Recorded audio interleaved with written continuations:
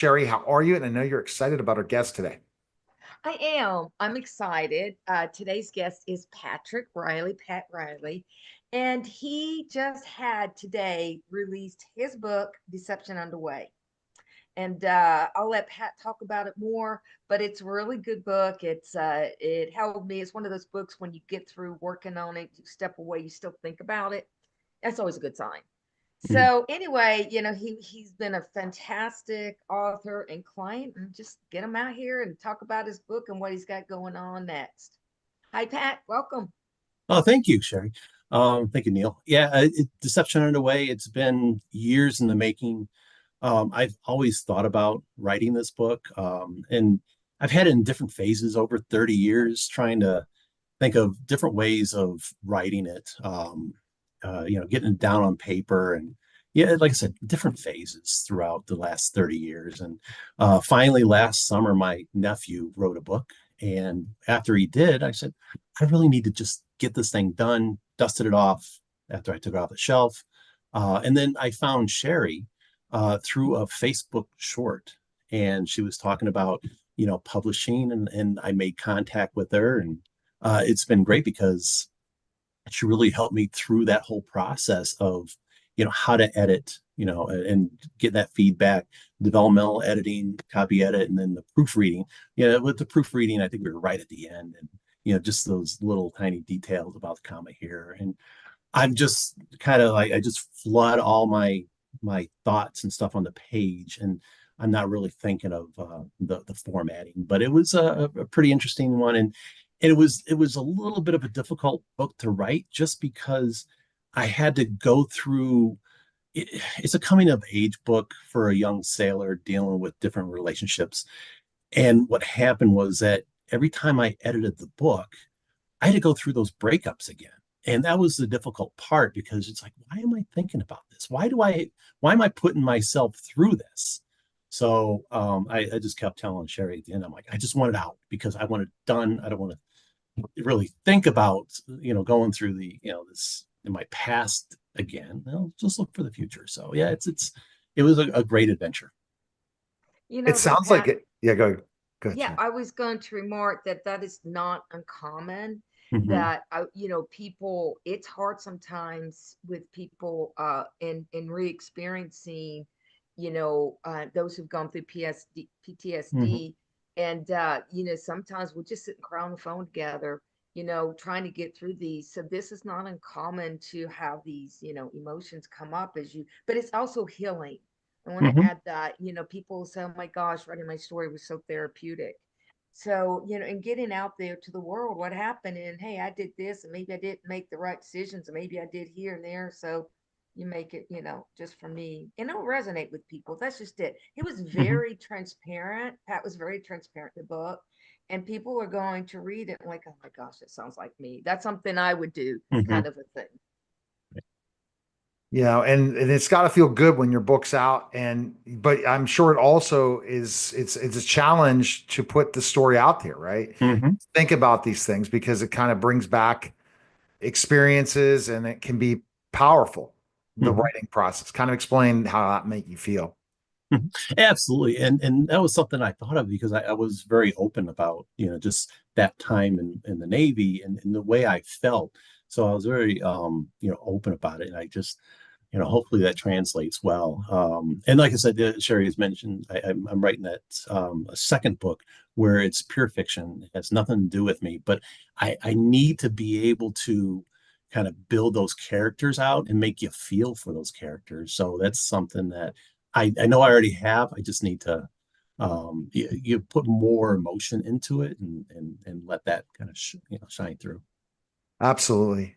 Sherry, what did you gather from, helping him with the book and what was so powerful without giving the book away that you learned? Well, some people just have that ability to write a book. And Pat did that. He wrote a book, and he was descriptive. He was easy to follow. Sometimes we can wonder who said what or who did what, but Pat was pretty clear on all of that. I mean, structural wise, it was good. It was, it flowed well. So, I walked away, as I'm working on it, I'm thinking, wow, this is like a dude who is willing to just become transparent, be filleted. I'm like, and he's a romantic dude. I mean, I that's what I picked up is the romantic in the author. Mhm. What was your biggest experience in the Navy that kind of that's a good experience in the Navy with, because the book kind of goes into the deeper Mhm. thing. But what did you enjoy being part of the Navy? Yeah, definitely. It was just the camaraderie, working with other sailors, that were in the same situation I was. The in my time in the Navy, that like kind of the highlight was living in Japan uh, as a young single sailor, and that's what I was trying to get back to. And there was definitely some course changes that were outside of my control, where it kind of sent me to the East Coast instead. But living in the Western Pacific area, traveling to all those countries. And like I said, I was a single guy, and I was sailors with other single sailors. So it was great seeing Hong Kong, Singapore, Thailand, Australia, everywhere out in kind of that area of the country, and then or the world. And then also I did get to the Middle East with Desert Storm, and we were doing interdiction ops with just checking out all ships going into Aqaba, Jordan. And luckily, I was in the electronic warfare group, so I had to make sure that no missiles were coming in toward us. And I worked from 7 o'clock at night to 7 in the morning. So during the day, I was able to sleep, get some food, but then I really kind of sat outside and tanned quite a bit. I had a great suntan, but it was pretty hot in the Red Sea. And I was able to just watch our ship make contact with all these other ships going up in the Jordan and just boarding them, making sure that they don't have any, weapons that were going to be moved over into Iraq. So that was probably my highlight of my career. Yeah, and you still have that love for Japan. Mm-hmm. I do. I mean, Yeah, yeah. I had a that, great time in yeah. Japan. I climbed Mount Fuji. I saw the sunrise from the top of Mount Fuji. That was Wow. very interesting. Yeah, I I felt my actually wrote first earth. about it. Yeah, yeah. Yeah, I felt my first earthquake in Japan. I never felt one before, and it was right before I transferred into the Hewitt, and I had just a little bit of time, and I was at my buddy's house, and just playing video games, the old Nintendos. And I remember the house was shaking, and I thought, growing up in the Chicago area, I'm used to the L track, and when the train would go by, the house would shake. I thought that's what was going on. He's like, no, it was an earthquake. All right. But yeah, the food, it was so easy to get around Japan. I was the guy, if you needed to get somewhere in Tokyo, you would just get a hold of me, buy my train fare, I'd get you there, and usually a beer or two, and then I'd either bring them back to the ship or whatever. But I was kind of the guy that knew how to get around the Tokyo train system.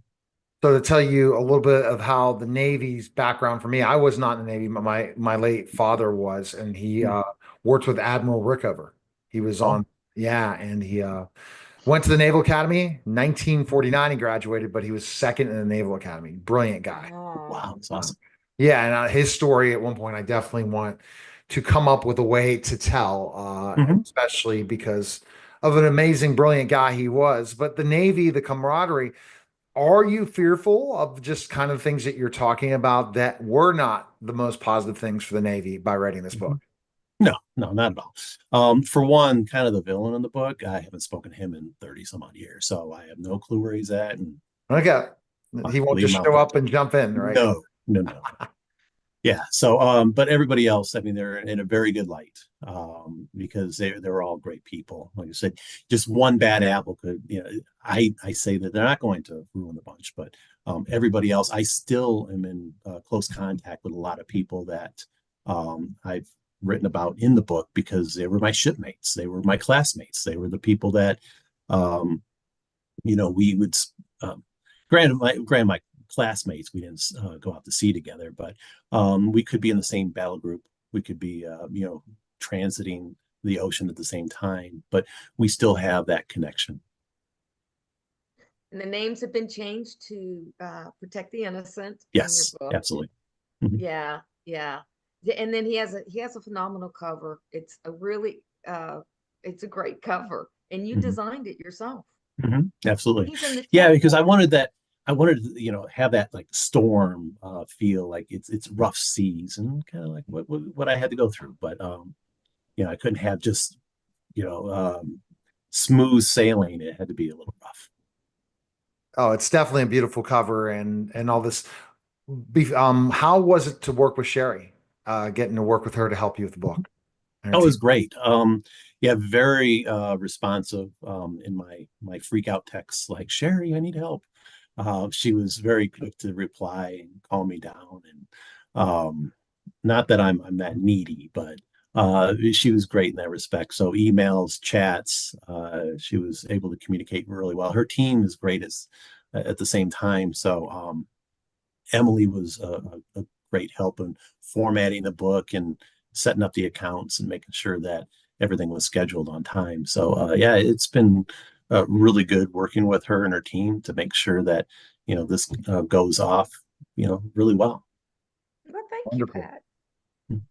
We enjoyed. That's the great thing to hear, right, Sherry? To hear that. Yes, yes. And we enjoyed working with Pat. I mean, everybody had wonderful things to say about him. Mhm. All So, right. he's just one of those clients. It's just a joy. Pat, what is your hope for the book? It's been out for about a week or Mhm. 5 days. What is your hope for the book? Yeah, I kind of set the bar low. It's not like I have a lot of great expectations.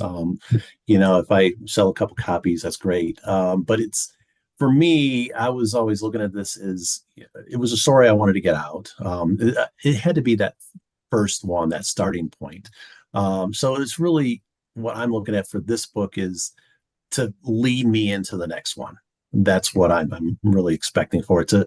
So maybe get some positive reviews, get that feedback. If people come back and say, "Hey, it spoke to me," that's really what I want to hear. From people to get that feedback. But yeah, that's like I said, that's the expectations I have for the book. Yeah, that's Sherry. That's the thing. And have you gotten feedback from people who have read it so far, Pat? Just I did get the ship notification over the weekend for the one I placed an order for. I place a bigger bulk order, but I think it's still printing the individual book that I ordered to test out link because of course I'm in IT. I need to test things first. I have it tested that way, but once I get that, once I get the book, I want to measure it out, make sure that, if somebody wants a signed copy, I do have on my website, I'll have some books at my house where I can just ship them out. I'll sign them and ship them. But of course, I have to turn on my shopping feature on my website. I'll figure that out too. But it's right now I haven't received any feedback. I did get feedback from my new boss today that his Kindle version is available. So he showed me the Kindle, and we were on a team meeting going, and he held it up. He's like, "See, it's out." It's like, so I should be getting some feedback soon for people that have Kindles. What you need to do now is just take your whole list on your phone and start texting Mhm. everybody with the Yeah, link. There you it's go. funny you It's should say here. that It's here. because since I'm a tech guy, I'm working with a software company where they do a lot of telecom, and that's what I do. I do Right. contact center technology, and I'm looking at a way of just basically doing automated texting. But I'm building the application out. It's not going to be ready for this book, obviously, but it's a cool little a software process that if I put it together, hey, if somebody else wants to use it, maybe I can help there as well. But I always like solving those problems It, with technology. it's gathering the emails, right? And then Hmm. get the text messages. But your lead list, all your Hmm. friends and family, just send it out to everybody. Oh, This is I the know. time. This is like, time to go. And then say, okay, Mhm. I don't care if I've contacted them 3 years ago. Yeah. Here's a book, my link. I wrote a book. Because people are Sherry, they're gonna be pretty blown away by it, right? That he wrote a book. Oh yeah, I mean, it's a very sharp cover. and the writing's good. It's a good story. It's a quick read. You know, you don't get bogged down with stuff. It's just a entertainment read, even though it cost him his heart a few times. But yeah, it's a good read. And you know what is the ultimate message you want the readers to walk away with? Yeah, it really evolves around the Navy, and really it could be any branch of the service. I kind of portrayed the lone sailor with this, so remembering the veterans out there, anybody who's retired, anybody who's been, who served in the military, just remembering that they are, when they're away from home, they are alone. They are, they could be with a team, they could be on a ship, they could be, with a battalion in the Army or the Marines or Air Force. So but there are lonely times, especially a lot of the people that enter the military are 18, 19 years old. So Hmm. that's what I wanted to really kind of portray was is a lone sailor, because when I was in Washington, D.C., kind of the place I would always go would be the Navy Memorial, and they had the lone sailor statue there. So that's kind of him standing there by himself, looking off to the ocean with a sea bag.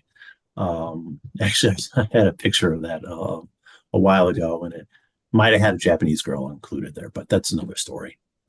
Actually, that might be in the book too. It is in the book. Sorry, had to throw that one out there. But whenever I would, be up in DC, I would have to visit that memorial, just because it was just kind of part of who I was, and that's the message I want to get out there about just remembering anybody in the military and the men and women that serve, and that's kind of my dedication to them. Well, it's a great dedication. Sherry, anything else you want to ask him? Thank you Ask for your Pat. service. That's what I want to tell you Yeah, thanks. for those years service in the Navy. Yeah, my pleasure. Anything else? Any other questions, Sherry, No, for Pat? no, I had, you know, he's just a great person, and that shows in his book too. It reveals the kind of person he is. Absolutely. And you have a very nice website that you can point people to, but also it's available now on Amazon. And you can check it out also on storehousemediagroup.com under the military books. And you can check it out. The link is on all social pages. We went ahead and posted and out there Storehouse as well, that people can get the book by just going over to the Storehouse Media social media platforms, and the link is there. Excellent. So, Pat, your website for people, because I really like Sure. it. Very nice website. Yes, absolutely. It's www.patrick-riley.com. So it's PATRICK-RILEY. And I think I did grab one URL for underwaybooks.com. So it goes to the same place. I It's like buying URLs. How about that?